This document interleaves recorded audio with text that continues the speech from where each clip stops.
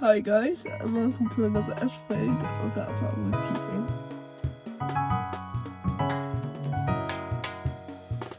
So this week I have a cold, so I'm probably not going to do a long video because I feel like my voice isn't that, well, I was going to say not that nice, but it just sounds weird to me.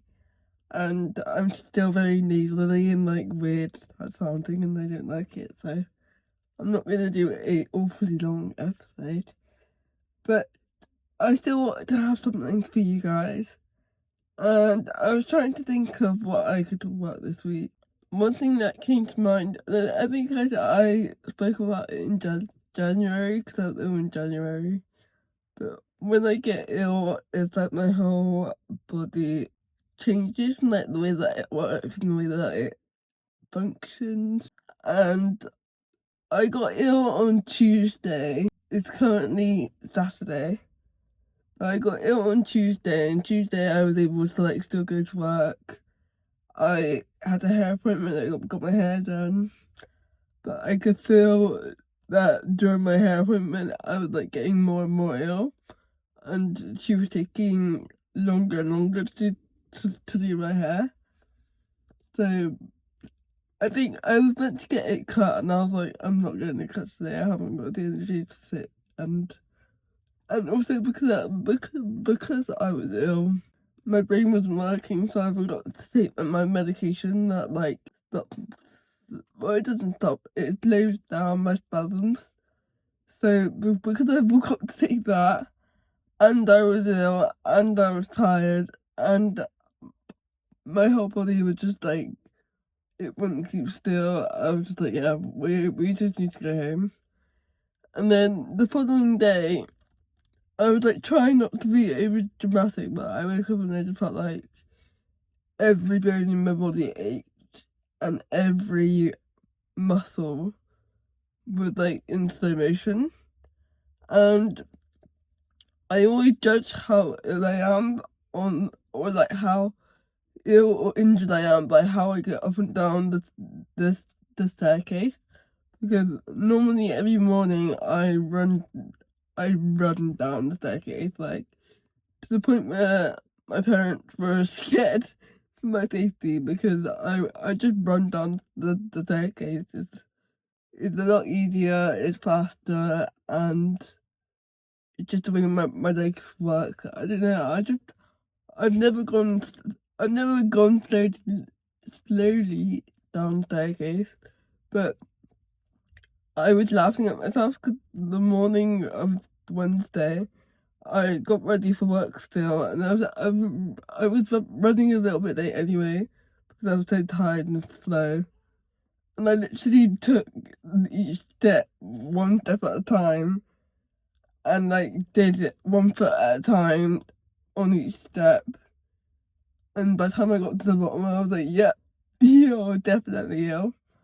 And I ended up having the day off, which actually was quite nice because I was gonna go to work and try and push through it, but actually having a job that allowed me to have a day off, and I did a bit of work from home, which was also a lot easier, so I didn't have to struggle and push through the day, which then would have made, because I'm pretty sure if I have to overexert myself on the day when I'm ill as well, then that affects my whole week.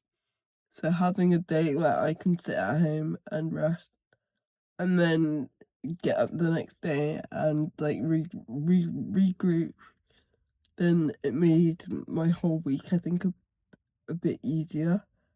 But I have had quite a quiet week, so I always think that my body gets ill and like tells me to slow down when I have a week of quiet. Because normally what I do is that when I have like a few days off or a few days of quiet, I make sure that I'm doing stuff and that I fill the empty space with stuff to do. And then I think my body just somehow knows that, like, oh, she's got like 4 days of quietness, so we're gonna make her ill then, so that it doesn't interrupt her schedule. Or at least that's what I hope, because so far I've only been ill during times where I have like a few days to be ill, which is nice. But anyway, I'm on the outskirts of being ill now. I'm on my way out of it. I'm slowly being able to start to breathe and sound somewhat normal again. My voice does sometimes go, which is quite funny. But it made me think of how I used to deal with stuff and how I still deal with stuff, because I'm very much a self-sabotager. I like to overthink everything. I like to get in my head. And I know a few years ago, or even like when I was younger, whenever I was ill, I would just work through it. And I'm not saying that you shouldn't, I'm just saying that I never listened to my body and gave it a chance to like actually rest. So I would just think like, no, you can't be ill, you gotta keep going. And then because I would just keep going, I wouldn't get better, I would be ill for longer. And that is like a form of self-sabotage. But then also I was thinking about, because I had my first show a week ago for horse riding. I did a local show at Hartbury, and one thing that I worked on a lot last year is building up my like mental confidence again, and because I suffered with a lot of anxiety throughout last year and still now. So I worked with a few different sports psychologists and therapists to like come up with strategies to help to calm my anxiety and to like create my own structure for shows and also in life and like different situations. And the whole idea is basically learning to not care about anything. You got to learn to separate your emotions from the job at hand, which I think I've got better at doing. But one thing that I'm not good at doing currently, apparently, is just like panicking. So, like, something goes wrong, instead of just like fixing it, I just like, oh my god, I don't know what to do. What do I do? Oh my god. And I stress. When actually, like, if I just take a breath, and I'm like, okay, well, we can do this and we can do this. And like, if I actually think about it, I could solve it a lot easier. But I tend to just either self-sabotage and set myself up to think in a negative way, or I just panic and choose to not fix it, which is so annoying because I worked on it for so long, and I didn't expect myself to react in that way so soon. But I think it is just because I haven't competed in a little while, and I don't know. It was just well, anxiety is just a really weird thing. It's a weird feeling that you just can't control, and you never know when it's gonna come up. I was really confident the whole day of the dressage test, and last year my anxiety was always the day leading up to the test. So, like, if my test was at 12 o'clock, my anxiety was kicking in at like 7 o'clock, and I would be anxious the whole day until I got on the horse, and then when I got on the horse, I'd be fine. But this time I was so confident the whole day, and then when I got into the holding pen to go into the arena, my anxiety kicked in and was like, shit, you're going in now. And it shocked me because I just didn't know what to do or how to react, because I never had it in that sequence before. I've always had it before and then been fine when I get in.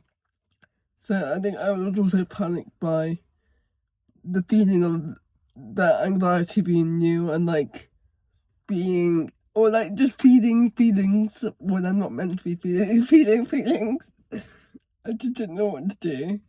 But I think thankfully I still have some wiring in my brain where when I get into the arena, when I get in to do the test, the anxiety does start to drop. And I can't think about it because I got way more things to think about. So I think luckily I still have that drilled into my head that when I get into the arena, it's go time and I got stuff to do. So I just got to work now on, keeping calm and collected and remembering all these things that I trained myself to do last year. Training my brain to like, I can't even remember the word, but I've like created sequences and scenarios and methods in which that if something was to happen, I know what to do. But it's just finding that switch of like actually knowing what to do rather than panicking. So that's what I gotta work on now, which is fine. We have 3 weeks, which feels like a long time, but also I know it will go by so quickly. But I'm gonna keep working on it and build up my physical strength, my mental strength, and then we'll be ready for our show at the end of the month. Which I'm excited about, and even that in mind, like to prepare for an international, as I'm now an independent athlete, so I do it all myself. I don't have a team to go through. But even when you're on a team, it's still quite a lot to prepare for. But I usually enjoy the preparation for an international show because I'd like to know where everything is. I like to pack everything up. I usually start packing like a week in advance. I like to just know where everything is, make sure that I have everything. So I enjoy that whole lead up to it, which is quite nice. But I do feel like this show's come around so quickly. I've been thinking about this show for like the last 4 months, and I just can't believe that we're already in April. It's just like crazy. It's just come around so quickly. But I am very excited for it, and I'm very happy with all of the lovely responses that I've been getting after announcing that I'm riding for Jamaica and seeing everyone's responses and reactions and questions. It's been really nice to see the support and the love. And I'm very excited to see what we can get up to, what we can now achieve, and see we can set our goals higher and further, which is nice. And I just gotta get better at wanting it more, training and getting in that mindset again. But I think after a winter break, I kind of get in that routine of like, I get out of the routine of riding and competing. So I think I'm slowly getting back into that, but it's been a bit of a shock. But I still like that I'm more excited than anything. I'm more excited than anxious, and the way that people describe anxiety, that is there for a reason because you care about what you're doing so much. So it's not always a negative emotion to have. It's just how you choose to deal with it. So I just got to work on how I choose to deal with it, which isn't terrible. I'm trying to think what else I can talk about.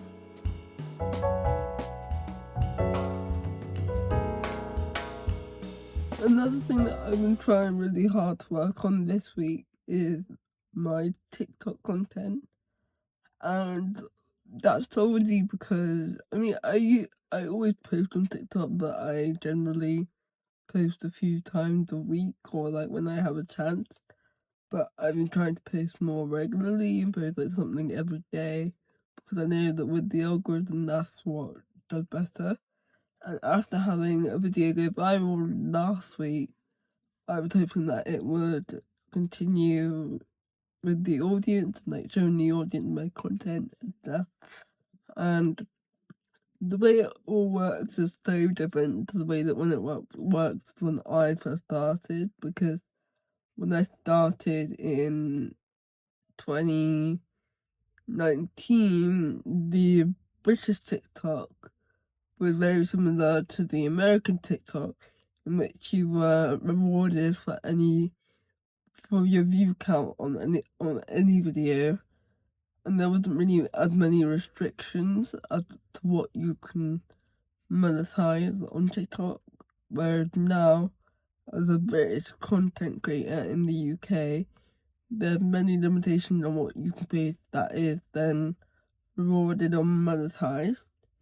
So it's much harder to make money on TikTok now than what it was. I always say 2021 was like the best year ever, because that year I just posted loads of content, and that was kind of when I blew up and I gained all my following, and everyone just enjoyed seeing different aspects of my life. A lot of people didn't know that I was a horse rider back then, so it was nice to just like have people curious about my life as a disabled person rather than like a horse rider. It was nice to have that separation, and there still is, because I don't really post a lot on my TikTok regarding horses and stuff. But yeah, 2021 was like the year that I became a content creator, because I earned, well, I had an earning from it. I had money that I could use in my life, like, to get by. I didn't have a job that year. I got what is it called? I got let go from my job because of COVID, so I have more time to put into the content and stuff. So I did that for like a year or 2 years even, and back then it was so good because of the way that it was set up.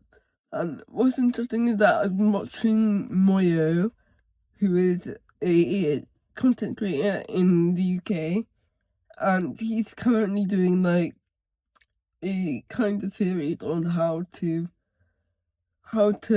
know your value as a content creator, but also to understand the whole system, because it's so complicated and you don't know how to insert yourself into it, and like what you should be valued and what content you should be posting for what value.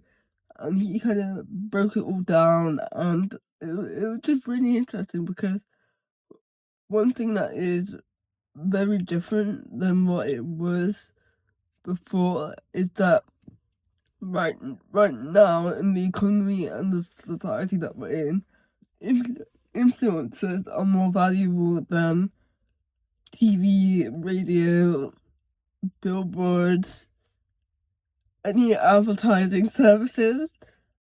Influencers are able to reach a much wider audience than a billboard, or like, you can just have so much more influence on people by employing an influencer. And he compared it, and he was like, but if you were going to put a billboard on in London, that would be a few grand. So as an influencer, why are you expecting less money than a few grand to do that job? And like, he just puts it in like such a perspective that makes you reevaluate what you're doing and just totally understand it more, because I didn't know a lot about it, because well, back in 2021, I didn't study it. I didn't have a degree in TV or anything. I was just posting content and making money from it. but I did a lot of stuff that was probably way undervalued than what it should have been. I know that now, and I knew that then, that I was just so happy to get paid to do a job that I would take it. But there was, I mean, I remember I did a job which I loved doing, but it was, I had to create 7 1-minute long videos for the company to then post directly on their social media, meaning that they would then monetize from it as well, and I wouldn't monetize from it. So back then I was like happy to do it because I was getting paid quite a hefty amount of money to do it, and to me it was quite a nice job to do. I enjoyed the band, I enjoyed the concept, I enjoyed what I had to do, so I was very happy to take it. But when I listened to Moyo talk about it a few weeks ago, and he was like, if you think about it, an advert is like 30 seconds, and to have that advert made and put on TV is a couple of grand up. Like, it's very expensive to make a good quality advert and to have it on TV at a certain time where the audience is most likely to see it. It's an expensive thing to have. So you gotta compare that to now what influencers are doing, because influencers are more powerful than the TV advert. And he was like, yeah, people have just gotta actually realise their worth in this industry and step up and change it. And I really respect that he is so open and honest about how he has climbed up in that career ladder and how other people can do it as well. So I really respect the guy. He's a good guy, and I've been enjoying watching his content. He's so funny, it's unreal. And he always said that in life you have to have money, and I agree, because if you want to live the life that you want to live, you need money, because this world is crazy, and without money, they say money can't buy happiness. It most definitely can. Yeah, let's not lie to ourselves. But I enjoy watching his content so much because it's just so funny and honest, and he deserves he deserves everything that he's getting. He's hilarious and such a clever creator. So yeah, props to him, man. I'm running out of energy now because I need to go eat something and take my medication, which I still haven't done, so I should go do that. But thank you guys for listening to this chaotic episode that I probably will record tomorrow.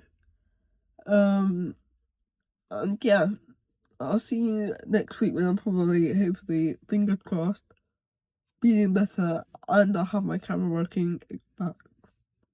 So yeah, thank you guys. Hopefully I sound better, because I feel like I sound like shit. So sorry about that, but people need to stop getting me ill. That would be nice, that would be respectful, it would be polite, it would be demure.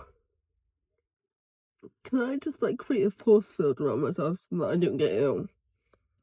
Someone needs to create that, because how are we going to space and how have we got robots when all I want is a force field so that I don't catch sickness? I don't deserve to be ill. I don't. Someone tell me how to do that. Ooh. My mum put up the window, which might mean that she orders food. Ooh. I wonder what she orders. Let's go have a look. I don't know. Anyway, thanks for listening. Bye guys.